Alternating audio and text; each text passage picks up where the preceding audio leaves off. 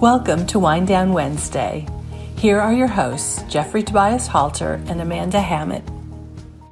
Well, good afternoon. Today it's my pleasure to come back and talk again with Jeannette Thebeau about their amazing allyship in action report and benchmark study. I'm Jeffrey Tobias Halter, and today I'm enjoying a nice Cab Franc from Chateau Saint Michel up in Washington. Amanda, what's your beverage of choice today? I'm doing the warm and cozy again today. I've got some hot tea. I still have some work to do after we get done with this conversation. I have some West Coast clients that probably would not appreciate me drinking on the job. I don't know. But it is my honor today to welcome Jeannette Thebeau back to Wind Down Wednesday. We actually spoke with her very recently in a prior episode about her work at Integrating Women Leaders Foundation and their very recent allyship report.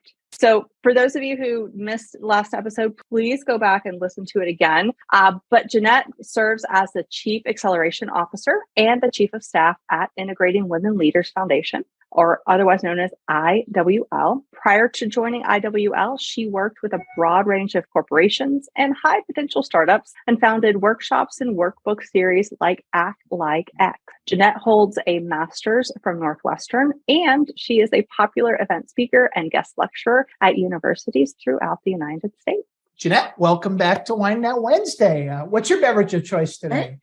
Thanks, Jeff. I'm excited to be here. Today, I am doing a Bogle Vineyards Chardonnay vintage 2014. And I am drinking this in another one of the IWL wine glasses. So I'm showing off our collection today. This was also from the 2020 conference. I have to throw up a flag here. I don't have one of those. I have the orange one, but I do not have one of the. I wasn't obviously working with you closely at that point. Well, you have one in the closet. Shoot me an email and we'll take care of you. We'll get you a keep calm and rise on wine glass. In fact, we'll send them to both of you, and you can showcase them on future shows. Excellent. Love it. We will take you up on that. All right. So Jeannette, for our listeners who missed the earlier episode, I would love if you could just share a very short, brief background and description of the work that you're doing at Integrating Women Leaders Foundation. Sure. So IWL is a 501c3 founded a little over a dozen years ago. Our mission is to accelerate the advancement of all women to drive individual and organizational growth and impact. And the way we do that is through programming throughout the year. We have events, we have workshops, we do trainings, we work with Jeff here at Why Women, and we really bring men into the conversation. So this is a collaboration between men and women to try to move the needle and make a difference in terms of gender parity. So this is an organization that collaborates, that is for all genders and all subject matter experts who want to be a partner with us. We take it all in and hopefully do some good work in the process. That's great. We want to continue our conversation. On our last show, and again, if you didn't get to listen to it, please go back. It's number one, it's foundational, but it's so full of data to take back to your company. And we're continuing a discussion about the allyship in action benchmark study that IWL did and sharing men's perspectives and women's perspectives. And, if I have to generalize a key takeaway, men are saying, things are kind of okay. I'm doing a good job. And women are saying, yeah, no, you're not. And this is such critical data to share with your organizations. And so today we're going to take a deeper dive into some of those questions. We're going to look more into a whole host of areas, but then we're also going to talk about women and women of color. So we'll talk about that for a moment. Jeannette, talk about what your thoughtware was and just some of the top findings, because I know we're going to go deeper on why white women and women of color in your study.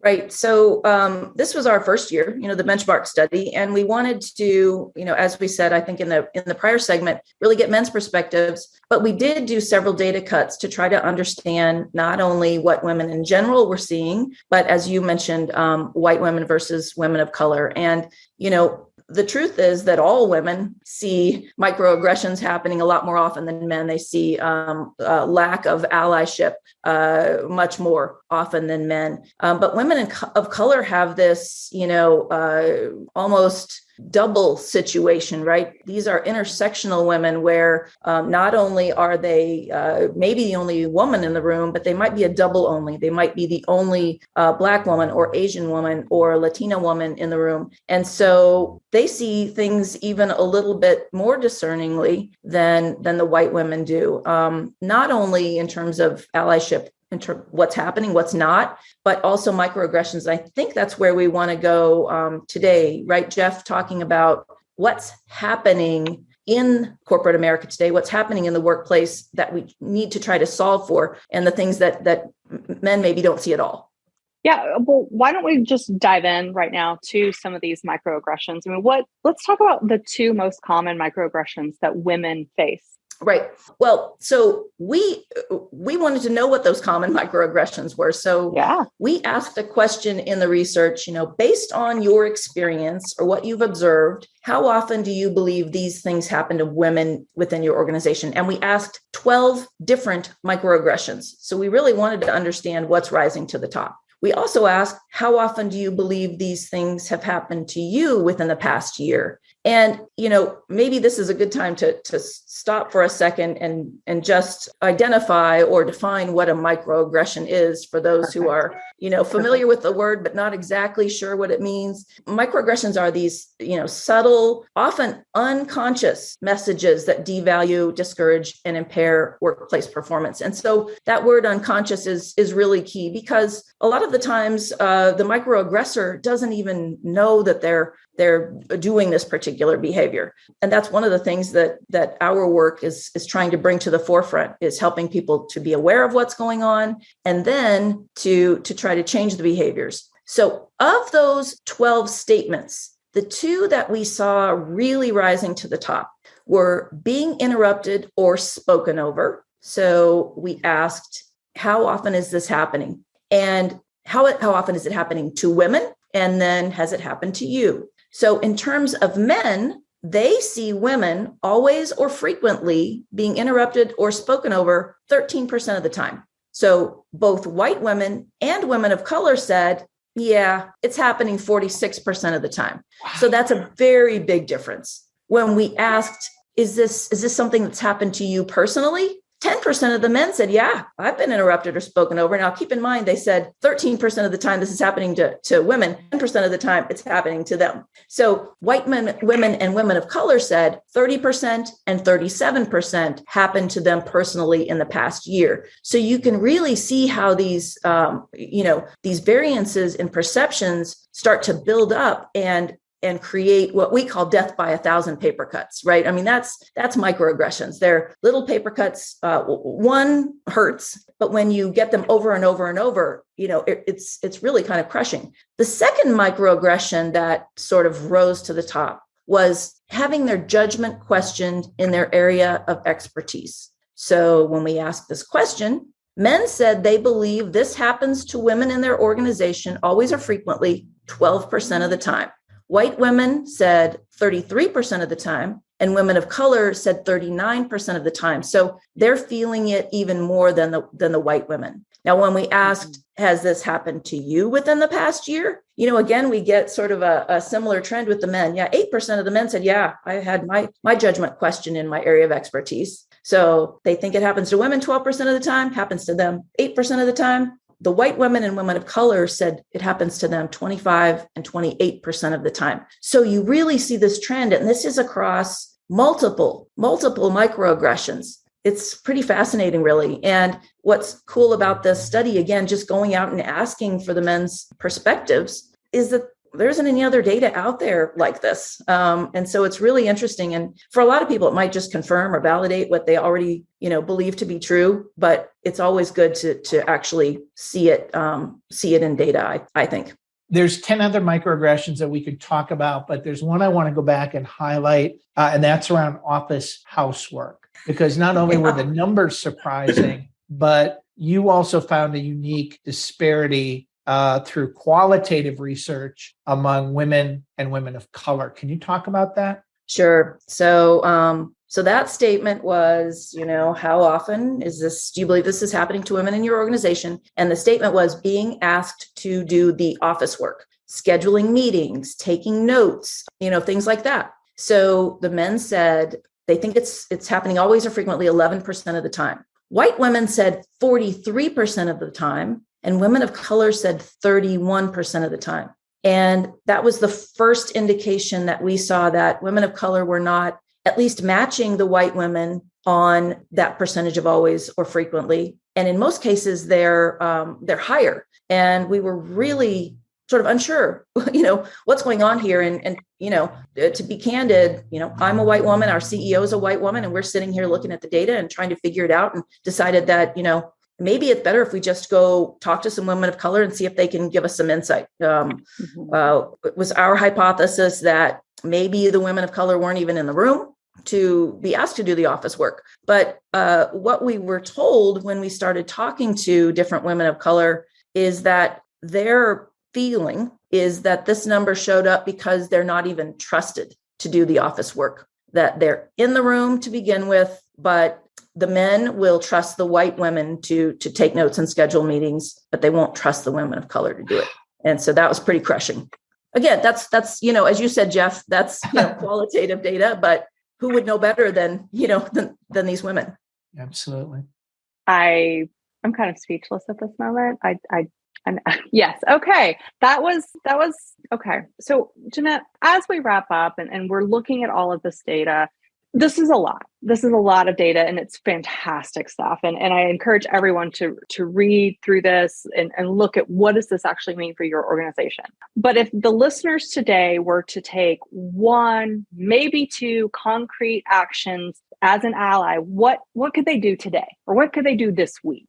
Yeah, I'm going to give you a couple more than two, only because a big part of this is understanding where you are on your allyship journey. And so those actions sort of depend on where you are. I would say for everyone, start where you are and, take an assessment to see where you are if you're not sure. And Jeff and Why Women created a fantastic profile that IWL has adapted. We've added a few more statements to it and changed up the continuum a little bit. But either one of these assessments will give you a good idea of where you are on the continuum.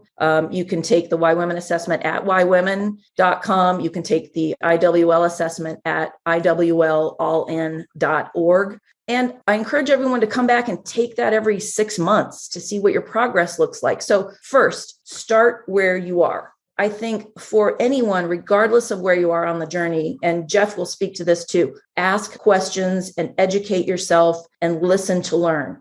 He does an amazing job of talking about having a conversation with a woman or a woman of color or any underrepresented group, and asking questions multiple times, right? What is your experience like? If you don't get an answer the first time, ask it a second time. And Jeff, I know I'm taking words out of your mouth, right?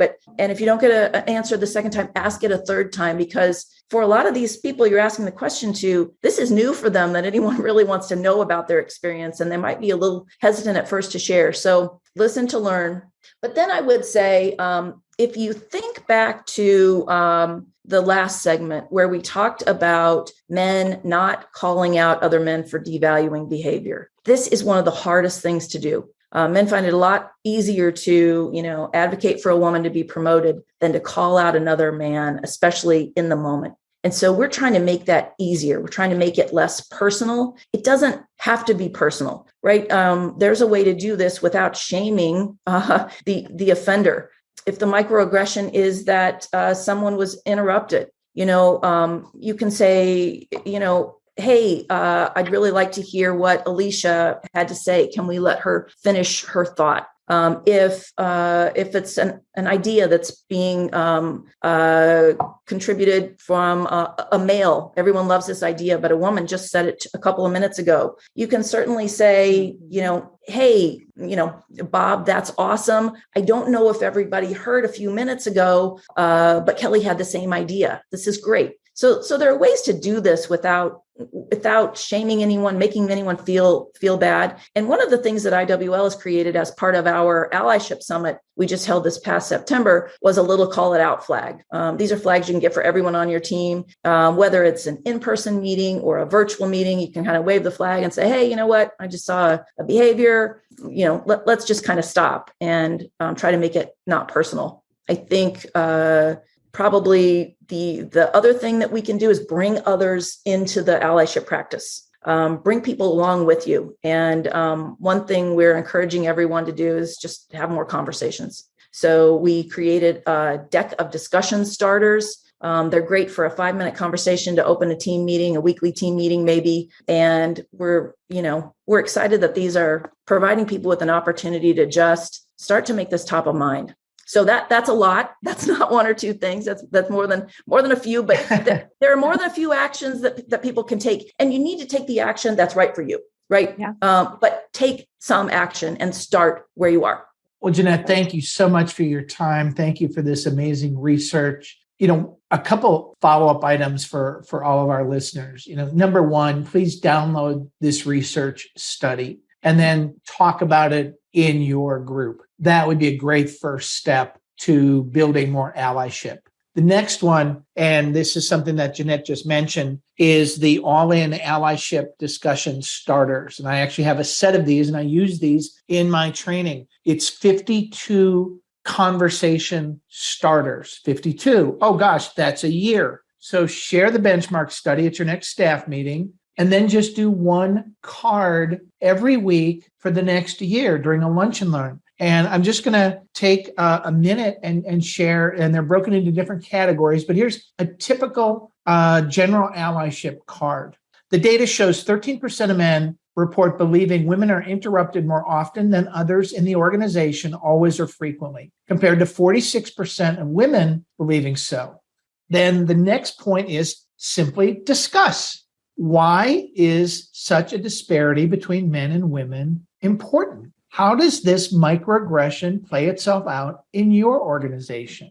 This is really simple stuff. Read the report and then talk about it once a week, and you're going to start to engage more men. And we don't want to leave you hanging. IWL also has a do. Pay attention when you see this happening in your organization. Tabulate how many times women are interrupted in meetings versus men. If you're a leader, if you're a team leader, I just want you to keep a tally sheet. And every time you see this occur, just put a little check mark. And if you don't believe us, if you don't believe Amanda, if you don't believe Jeanette, keep your own data. And you're going to find it's absolutely true happening in your organization. So I am 100%. Such a huge proponent of this study and the work of IWL. You'll find more information about Jeanette and the work of integrating Women Leaders Foundation at www.iwlfoundation.org. Jeanette, thank you, number one, for undertaking this work,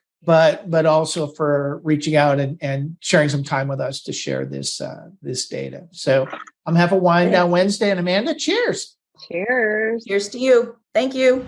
Thanks again for joining us for Wind Down Wednesdays, a contemporary midweek discussion on current workplace and marketplace issues with a focus on diversity, inclusion, intersectionality, and equality. I'm Amanda Hammett, and on behalf of myself and Jeffrey Tobias Halter, thanks so much for joining us, and we'll see you in the next episode. Thank you for joining us for Wind Down Wednesday. If you like this episode, please subscribe to receive more episodes straight to your inbox.